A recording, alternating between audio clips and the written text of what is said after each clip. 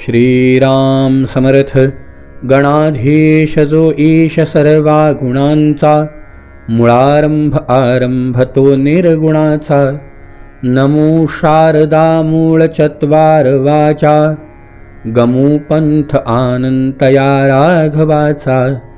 कृष्णाय वासुदेवाय हरये परमात्मने, प्रणतक्लेशनाशाय गोविंदाय नमो नमः. जय जय रघुवीर समर्थ. क्षणभर नामस्मरण करू आणि भगवंतानी नरकासुराचा वध केलेलं आख्यान श्रवण करू. श्री कृष्ण गोविंद हरे मुरारे, हे नाथ नारायण वासुदेव. श्री कृष्ण गोविंद हरे मुरारे, हे नाथ नारायण वासुदेव. हे नाथ नारायण वासुदेव, हे नाथ नारायण वासुदेव. श्री कृष्ण गोविंद हरे मुरारे, हे नाथ नारायण वासुदेव. गोपाल कृष्ण भगवान की जय. श्रोते हो नमस्कार. भगवान गोपाल कृष्णाची स्वारी द्वारकेमध्ये आनंदाने राहत असताना एक दिवस इंद्राची स्वारी आली. इंद्राने येऊन नमस्कार केला, हात जोडले. देवा देवा देवा.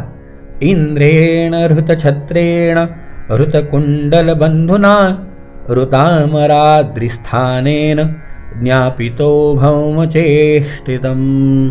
इंद्राची स्वारी म्हणतीये, देवा देवा देवा. अहो वरुणाचं छत्र, आईची कुंडल, मेरू पर्वतावरचं देवांचं मणिपर्वत नावाचं स्थान भौमासुर नावाच्या दैत्याने हिसकावून घेतलंय.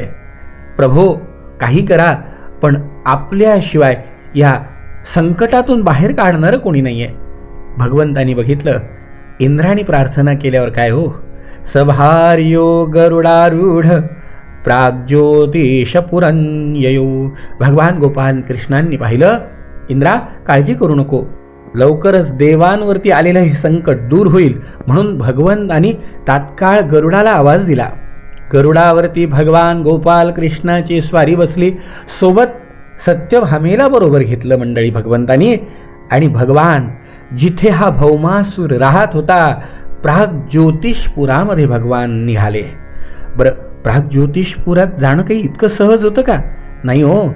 गिरिदुर्गै शस्त्रदुर्गैर जलाग्न नीलदुर्गमम, मुरुपाशायुतैर्घोरैर दृढै सर्वत आवृतम.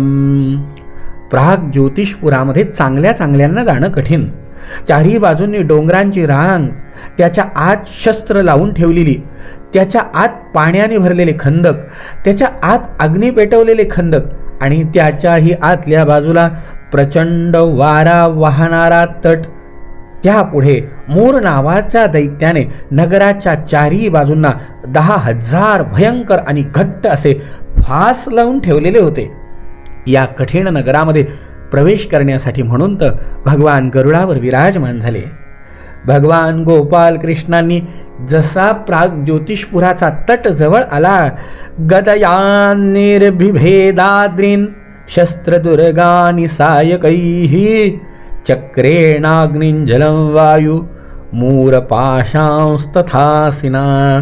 भगवान गोपाल कृष्णांनी गदेच्या प्रहारांनी डोंगर फोडून टाकले. शस्त्रांची तटबंदी बाणांनी छिन्न विच्छिन्न करून टाकली. सुदर्शन चक्राने अग्नी, पाणी आणि वायूचे तट उद्ध्वस्त करून टाकले. मूर दैत्याने लावलेले फास तलवारीने खॅट खॅट खॅट खॅट तोडायला सुरुवात केली. यंत्र आणि वीर पुरुषांची हृदय शंखनादाने विदीर्ण करून टाकली. आणि नगराचे कोट गदाधर भगवंतानी भारी गदेने उद्ध्वस्त करून टाकले. भगवंताच्या पांचजन्य शंखाचा आवाज मंडळी प्रलयकालीन विजेच्या कडकडाटाप्रमाणे महाभयंकर होता. तो ऐकून 5 डोक्यांचा मूरदैत्य झोपेतून जागा झाला आणि पाण्यातून बाहेर आला. तो दैत्य अहो प्रलयकालीन सूर्य आणि अग्नी यांच्यासारखा प्रचंड तेजस्वी, भयंकर. त्याच्याकडे डोळे वर करून पाहणे सुद्धा कठीण. त्यांनी त्रिशूळ उचलला आणि साप गरुडावर तुटून पडतो त्याप्रमाणे तो भगवंताच्या अंगावर धावला. त्यावेळेला असं वाटायला लागलं जणू आपल्या पाचही मुखांनी त्रैलोक्य तो गिळून टाकतो की काय. त्यांनी आपला त्रिशूळ प्रचंड वेगाने फिरवून गरुडावर फेकला आणि नंतर आपल्या पाचही मुखांनी तो गंभीर गर्जना करू लागला. त्यांनी केलेला प्रचंड आवाज पृथ्वी, आकाश, पाताळ दाही दिशांना पसरवून सर्व ब्रह्मांड घुमू लागलं. मूर दैत्याचा त्रिशूळ गरुडाने येताना पाहिला. त्यांनी 2 बाण त्याला मारले. त्यामुळे त्याच्या त्रिशूळाचे 3 तुकडे झाले. त्याबरोबर मूर दैत्याच्या तोंडात सुद्धा भगवंतांनी पुष्कळसे बाण मारले. यामुळे त्या दैत्यानेही चिडून भगवंतावर आपली गदा फेकली. पण भगवान गोपाल कृष्णांनी आपल्या गदेच्या प्रहाराने मूर दैत्याच्या गदेचा आपल्यापर्यंत येण्यापूर्वीच चुरा करून टाकला. आता तो शस्त्रहीन झाल्यामुळे आपले हात उंचावून भगवान गोपाल कृष्णांच्या अंगावर धावून यायला लागला. तेव्हा त्यांनी आपल्या चक्राने सहजपणे या मूर दैत्याचे 5ही मस्तकं छाटून टाकली. मस्तकं छाटली जाताच दैत्याचे प्राणोत्क्रमण झाले आणि ज्याप्रमाणे इंद्राच्या वज्राने शिखर तोडलेला एखादा पर्वत समुद्रात कोसळतो त्याप्रमाणे तो दैत्य धाड दिशी पाण्यात पडला. आजूबाजूंनी पाण्याच्या मोठमोठ्या लाटा उसळायला लागल्या. ताम्र, अंतरिक्ष, श्रवण, विभावसू, वसू, नभस्वान आणि अरुण हे मूर दैत्याचे 7 पुत्र होते.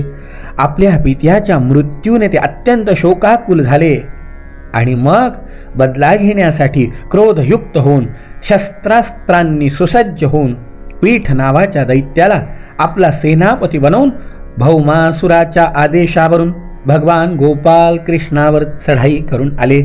तिथे काय हो, युद्धाला सुरुवात झाली. अत्यंत क्रोधाने त्यांनी भगवान गोपाल कृष्णांवर बाण, खड्ग, गदा, शक्ती, रुष्टी, त्रिशूळ आदी शस्त्रांचा वर्षाव करायला सुरुवात केली. श्रोते हो, अहो भगवंताची शक्ती अमोघ. त्यांनी आपल्या बाणांनी त्यांच्या शस्त्रास्त्रांचे तीळ तीळ तुकडे केले. भौमासूर बघतोय भगवंतांनी सेनापती, पीठ आदी दैत्यांची मस्तकं, मांड्या, हात, पाय आणि कवच तोडून त्यांना यमसदनाला पाठवलं. जेव्हा पृथ्वीपुत्र नरकासुराने हे पाहिलं, या भौमासुराने नरकासुराने हे पाहिलं, तेव्हा भगवान श्रीकृष्णांच्या चक्र आणि बाणांनी आपल्या सेनापतींचा संहार झाला आहे. तेव्हा त्याचा क्रोध मात्र आता अनावर झाला. समुद्रातून उत्पन्न झालेल्या मद पाझरणाऱ्या उन्मत्त हत्तींची सेना घेऊन तो नगराच्या बाहेर आला. त्यांनी पाहिलं की सूर्याच्या वर विजेसह पावसाळ्यातील काळा मेघ भोवावा त्याप्रमाणे भगवान गोपाल कृष्ण आपल्या पत्नीसह आकाशात गरुडावर बसलेले आहेत. गरुड फडत्कार करतोय.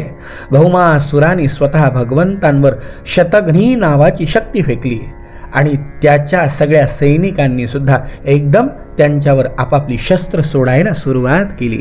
आकाशात देव जमलेत.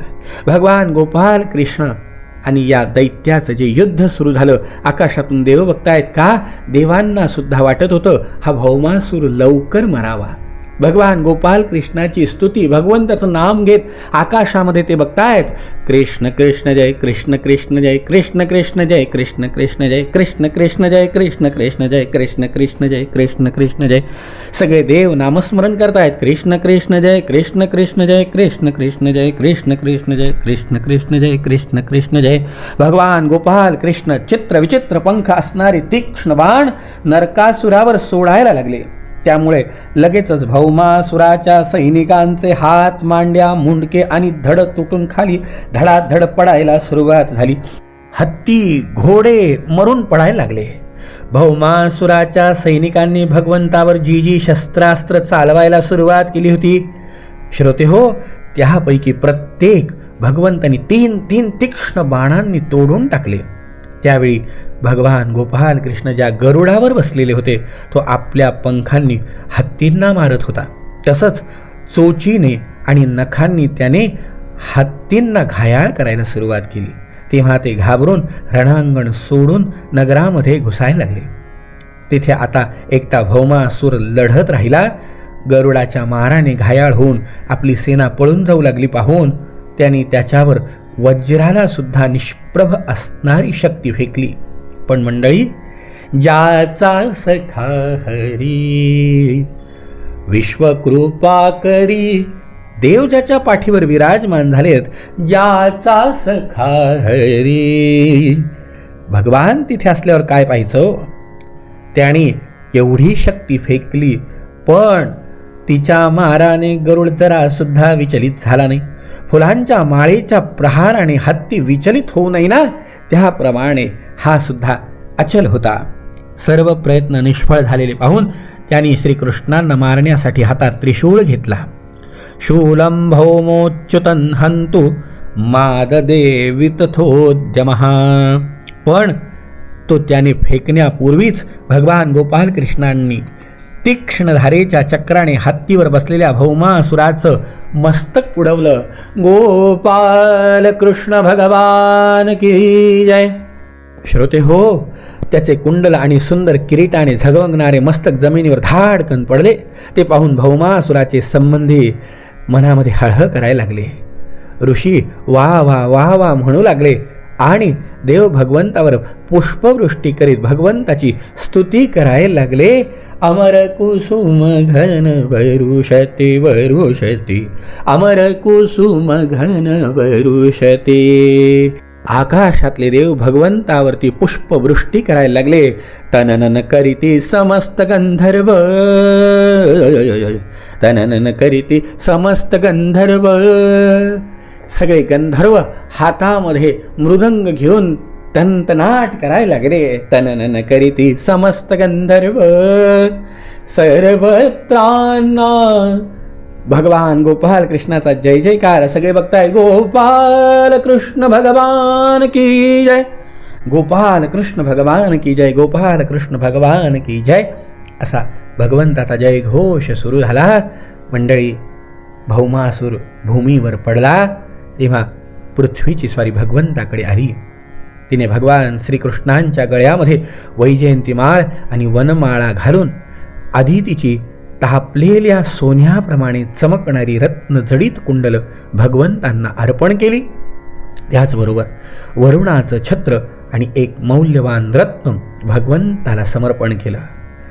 मोठमोठ्या देवतांनी पूजन केलेल्या त्या विश्वेश्वरांना प्रणाम करून हात जोडून त्या भौमासुराची आई पृथ्वी भगवंताला म्हणायला लागली, नमस्ते देवदेवेश शंखचक्र गदाधर भक्तिच्छोपात्तरूपाय परमात्मन् नमोस्तुते. नमः पंकजनाभाय नमः पंकजमालिने नमः पंकजनेत्राय नमस्ते पंकजांघ्रे. नमो भगवते तुभ्यं वासुदेव विष्णवे पुरुषायादिबीजाय पूर्णबोधाय ते नमः. अजाय जनयित्रेस्त्य ब्रह्मणेऽनन्तशक्तये परावरात्मन् भूतात्मन् परमात्मन् नमोस्तुते. आपण स्वतः जन्मरहित असून या जगाचे जन्मदाते आहात. आपण अनंत शक्तींचे आश्रय ब्रह्म आहात. जगाचे जे काही कार्यकारणमय रूप आहे ते चराचर आहे, ते सगळं आपलंच स्वरूप आहे. परमात्मन, आपल्या चरणावर वंदन असो. अहं पयो ज्योतिरथानिलो नभो मात्राणि देवा मन इंद्रियाणि करता महानित्यखिलं चराचरं त्वय्यद्वितीये भगवन्नयन भमः.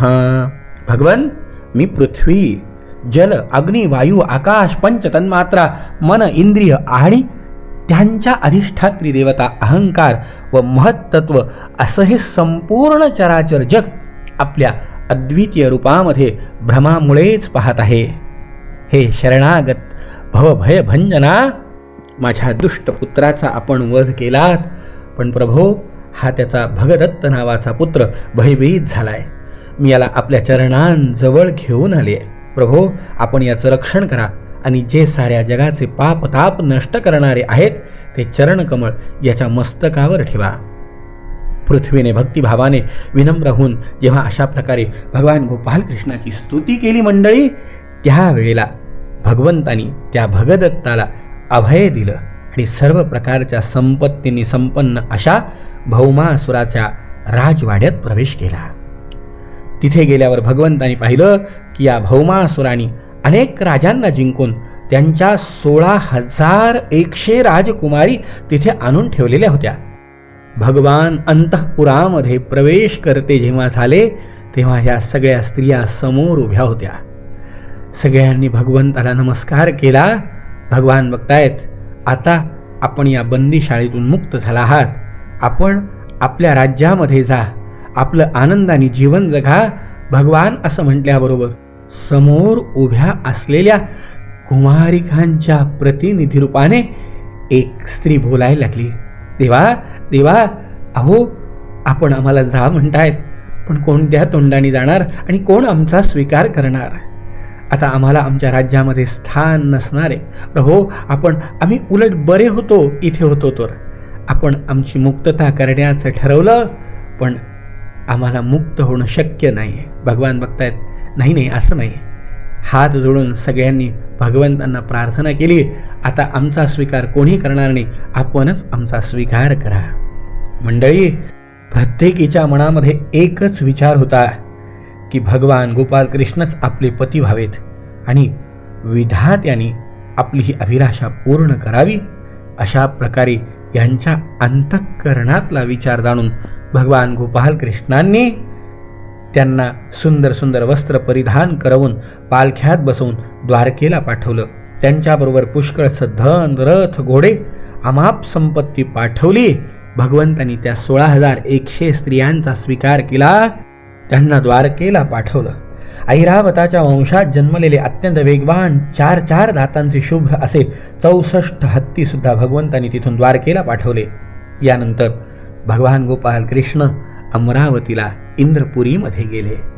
श्रोते हो, ज्या दिवशी भगवंतांनी या नरकासुराचा वध केला तो दिवस अश्विन वद्य चतुर्दशी, ज्या दिवशी नरकासुर मारल्या गेला म्हणून ती नरक चतुर्दशी.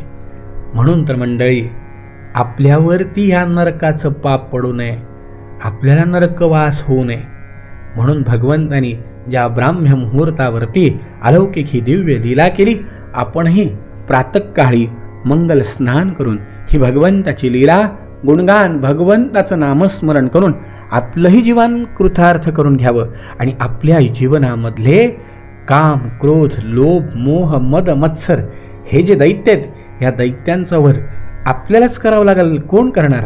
मंडळी, अंतःकरणामध्ये भगवान गोपाल कृष्ण बसलेत, हेच याचा वध करणार आहेत. फक्त महत्त्वाचं काय? भगवान गोपाल कृष्णांचं नाम. प्रभूंच्या अवताराचं वर्णन कशासाठी? तर त्या अवतारामध्ये भगवंतांनी ज्या प्रमाणे दुष्टांचा संहार करून एक आनंद, शांती, सुख या सगळ्या गोष्टी समाजामध्ये प्रस्थापित केल्या, आपल्याही जीवनामध्ये अशा प्रकारे सुख, शांती, समृद्धी प्रस्थापित व्हावी एवढ्यासाठी तर म्हणून तर नाथ महाराज जोगव्यात म्हणले ना की मोह महिषासुर मर्दना लागुनी अनादि निर्गुणी प्रगटली भवानी. जगदंबा जेव्हा प्रगट होती तेव्हा महिषासुराचा वध करती. भगवान गोपाल कृष्ण जेव्हा प्रगट होतात तेव्हा मूर काय, नरकासुर काय, त्याचे 7 मुलं काय, या सगळ्यांचा वध ज्याप्रमाणे करती त्याप्रमाणे आपल्याही जीवनामधलं दैन्य, दुःख, आपदा, काम, क्रोध, मोह यांचा संहार भगवंतांनी करावा आणि आत्मानंदामध्ये तुमचं माझं जीवन अखंड आनंद घेत राहो ही भगवंताच्या चरणी प्रार्थना करायची. पुन्हा एकदा सगळ्या श्रोत्यांना दिवाळीच्या अगदी लक्ष शुभेच्छा. सर्व ज्येष्ठ श्रेष्ठांना सादर वंदन. मंडळी, आज संध्याकाळी लक्ष्मीपूजन हाही विधी आपण आपल्या या चॅनलवरती प्रसारित केला आहे. याचाही लाभ घ्या आणि आपल्या घरामध्ये आनंद द्विगुणित करा. एकच प्रार्थना देवाला करा, सदा सर्वदा योग तुझा घडावा, तुझे कारणी देह माझा पडावा, उपेक्षू नको गुणवंता अनंता, रघुनायका मागणे हेची आता. गोपाल कृष्ण भगवान की जय, सद्गुरुनाथ महाराज की जय, जय जय रघुवीर समर्थ.